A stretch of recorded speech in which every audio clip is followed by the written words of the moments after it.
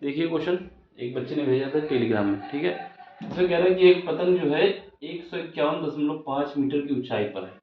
कहाँ से? क्षैतिज से। तो सबसे पहले हम बना लेते हैं पतंग। तो ये मान लेते हैं पतंग है यहाँ पर। ये क्षैतिज से हॉरिजॉन्टल से जो है यहाँ से कितना है 151.5 ये मीटर की ऊंचाई पे है, ठीक है। ये एक पतंग की कहानी है, ठीक है। इसके बाद क्या है कि क्षैतिज से इतनी ऊंचाई पे है, ठीक है। यदि पतंग की चाल जो है, इसकी जो चाल दी गई है, चाल मतलब होता है वेलोसिटी स्पीड। सोल्यूशन देखना इसका, यानी यहाँ पर दिया गया है dx/dt, ठीक है। या तो इसको हम v कह सकते हैं, या फिर इसको अगर डिस्टेंस को टाइम के रिस्पेक्ट में डिफरेंशिएट कर दें तो वो वेलोसिटी आ जाती है, स्पीड आ जाती है। कितना है? 10 मीटर पर सेकेंड ये दिया गया है, ठीक है। क्या करी पतंग इतने स्पीड से अपनी जगह से कितना तेज होगी, ये बताना है। यदि पतंग की चाल इतनी है तो हमें ये बताना है कि पतंग अपनी जगह से कितनी तेज हटेगी। इसका मतलब ये है कि ये dy/dt हमें फाइंड करना है। ये क्वेश्चन मार्क लगा हुआ है, ठीक है। इतना कुछ समझ में आना चाहिए तभी क्वेश्चन हो पाएगा। सबसे पहले कि क्षैतिज में कितना मूव कर रही है, उसकी स्पीड कितनी है, ये है।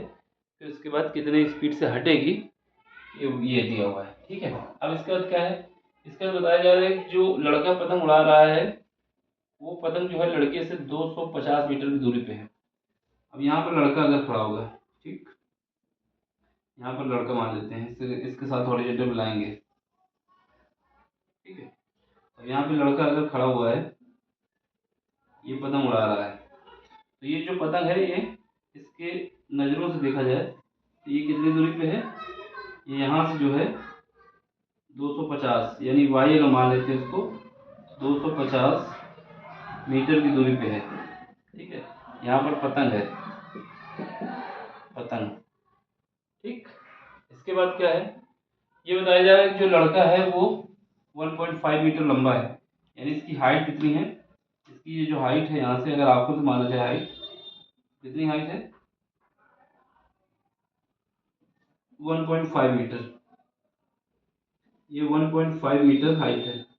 अब 1.5 मीटर हाइट है तो जाहिर सी बात है ये वाली डिस्टेंस कितनी बचेगी, क्योंकि ये भी हमारा कितना होगा 1.5 मीटर। तो अगर इसमें 1.5 घटा दोगे तो रिमेनिंग कितनी बचेगी, ये बचेगी 150, ठीक है। ये 150 बचेगी। पूछा क्या गया है कि किस रेट से अपनी जगह से हटेगी है। अगर ये यहाँ से उड़ाना स्टार्ट किया है तो किस रेट से हट रही है, जबकि इसकी स्पीड बता दी गई है 10 मीटर पर सेकंड है, ठीक। ये क्वेश्चन समझ में आना चाहिए, ये डायग्राम बनाना आना चाहिए, और क्या दिया हुआ है ये पता होना चाहिए, तभी ये क्वेश्चन हो पाएगा, ठीक है। हमारा काम है कि dx/dt तो दिया हुआ है, dy/dt पूछा गया है। तो यहाँ पर देखो, यहाँ पर पाइथागोरस थ्योरम यूज करो, ये एंगल तुम्हारा 90 डिग्री हो जाएगा। कितना हो जाएगा 90 डिग्री। तो यहाँ पर पाइथागोरस यानी कौन सी प्रमेय होती है, पाइथागोरस प्रमेय, ठीक है, उसका यूज करोगे। तो यहाँ से जब यूज करोगे पाइथागोरस प्रमेय से, किसमें यूज कर रहे हो, इसका नाम देना चाहो तो दे दो। ये ए है, ये बी है, ये सी है, और ये डी कह दो, ये ई कह दो, ठीक है। तो त्रिभुज कौन सा त्रिभुज लोगे, त्रिभुज ए बी सी, ठीक है। इसमें बी एंगल कितना है 90 डिग्री है। तो इसके सामने की डायमेंशन हाइपोटेनस होगी, ये हमारा बेस है। ये दूरी हम मान लेते हैं एक्स है। कितनी है, क्योंकि हॉरिजॉन्टल डिस्प्लेसमेंट ये एक्स है तो ये ऊपर वाली भी एक्स ही होगी, ये एक्स हो जाएगी। बस पाइथागोरस थ्योरम यूज करो। यहाँ से क्या आएगा, वाई का स्क्वायर इज इक्वल टू आएगा एक्स का स्क्वायर प्लस 150 का स्क्वायर। पाइथागोरस थ्योरम क्या होती है, हाइपोटेनस का स्क्वायर प्लस बेस का स्क्वायर, सॉरी हाइपोटेनस का स्क्वायर इज इक्वल टू होता है बेस का स्क्वायर परपेंडिकुलर का स्क्वायर, ठीक है। तो हमने कर दिया।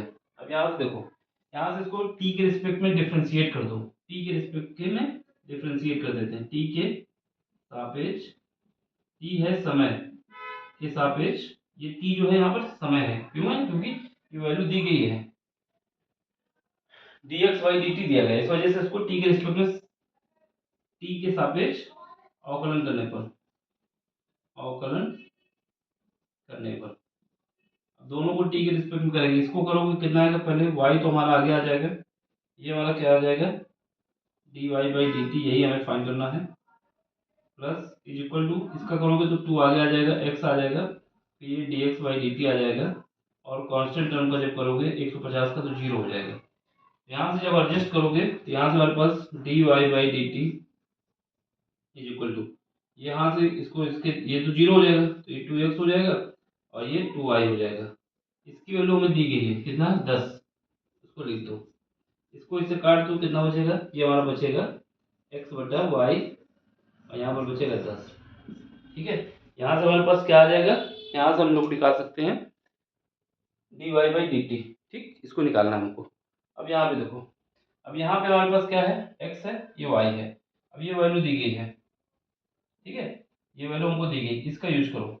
जब इसका यूज करेंगे और ये y की वैल्यू कितनी है 250 है, तो सबसे पहले 250 रख के यहाँ पर y रख दो 250, तो यहाँ से x निकल आएगा, या फिर इसको अरेंज करें। ये इक्वेशन नंबर मान लेते हैं कौन सी, यहाँ पर लिख लेते हैं सही से, D Y by D T is equal to कितना आ जाएगा 10x divide by Y. Y की वैल्यू पुट करना चाहो तो पुट कर दो, वाई की वैल्यू इसमें रख दे कितना, वाई के बराबर 250 है, 250 लिख देते हैं वाई की जगह पे। ठीक है, इसको काट दोगे, ये वाई की वैल्यू दी है ना, ये कितना बचेगा x बाई 25। तो ये इक्वेशन नंबर हमारी कौन सी हो जाएगी, इक्वेशन हो जाएगी हमारे पास, पहली मान चुके हैं, सेकंड हो जाएगी। ठीक है, अब हमें क्या करना है, इसमें y की वैल्यू पुट करना है और x की वैल्यू निकाल लेना है। तो समीकरण नंबर 1 से, समीकरण 1 से, ठीक है, देख रहे हैं यहाँ पे सब। अब 1 से क्या करोगे, y की वैल्यू पुट कर दो, y की वैल्यू ये दी गई ना 250, क्योंकि ये पतन यहाँ से बॉय से इतनी दूरी पे है, यहाँ पुट करो, तो 250 का square is equal to X का स्क्वायर प्लस 150 का स्क्वायर। अब यहाँ से x की वैल्यू निकालना है।